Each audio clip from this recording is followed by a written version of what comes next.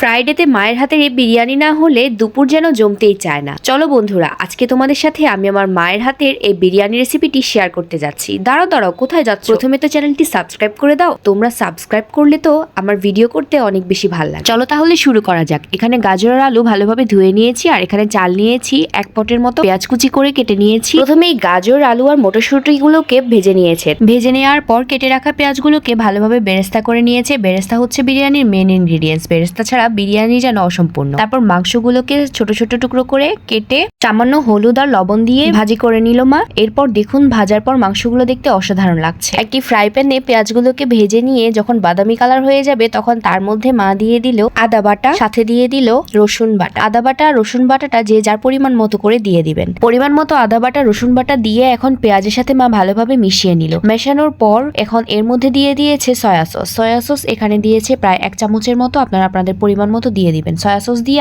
এরপর tomato sauce দিয়ে দিয়েছে পরিমাণ মতো। টমেটো সস দিয়ে এরপর মা ভালোভাবে এটিকে নাড়াচাড়া করে নিল। নাড়াচাড়া করে এর মধ্যে দিয়ে দিয়েছে টক দই।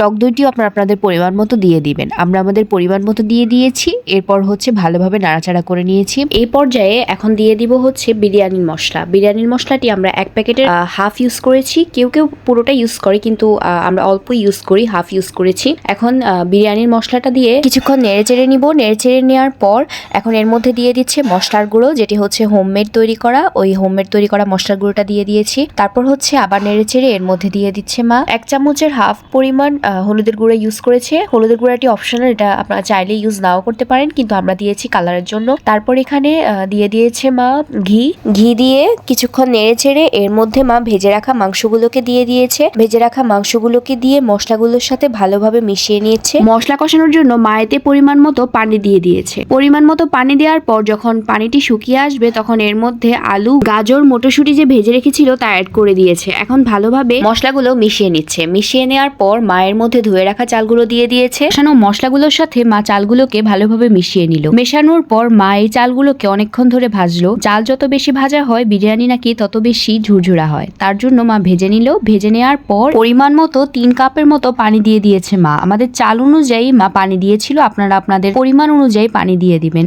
এরপরের ক্লিপটি আমার নেওয়া হয়নি। পানি শুকানোর পরই এই বিরিয়ানিগুলো ঠিক এমন হয়েছে দেখতে, অসাধারণ লাগছে। কি বলেন আপনারা? যদি ভালো লেগে থাকে অবশ্যই সাবস্ক্রাইব করে দিবেন।